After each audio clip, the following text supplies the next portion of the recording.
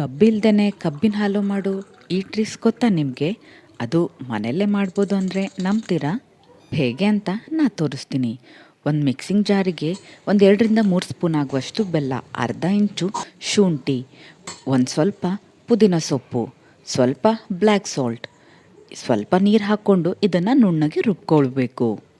ಒಂದು ಮಿಕ್ಸಿಂಗ್ ಬೌಲ್ಗೆ ಒಂದು ಅರ್ಧ ಲಿಂಬೆಹಣ್ಣನ್ನ ಚೆನ್ನಾಗಿ ಹಿಂಡ್ಕೊಳ್ಬೇಕು.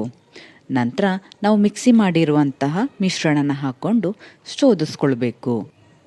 ಇದು ಮನೆಯಲ್ಲೇ ಸಿಗುವಂಥ ನಾರ್ಮಲ್ ಇಂಗ್ರೀಡಿಯೆಂಟ್ಸಿಂದ ಮಾಡುವಂಥದ್ದು, ಆದರೆ ಟೇಸ್ಟ್ ಮಾತ್ರ ಹೊರಗಡೆ ಸಿಗುವ ಕಬ್ಬಿನ ಹಾಲಂಗೆ ಇರುತ್ತೆ.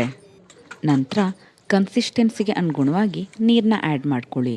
ಹಾಗೆ ನಾನಿಲ್ಲಿ ಐಸ್ ಕ್ಯೂಬ್ ಬದಲಾಗಿ ಗೋಂದ್ ಕಟೀರನ ಯೂಸ್ ಮಾಡಿದ್ದೀನಿ.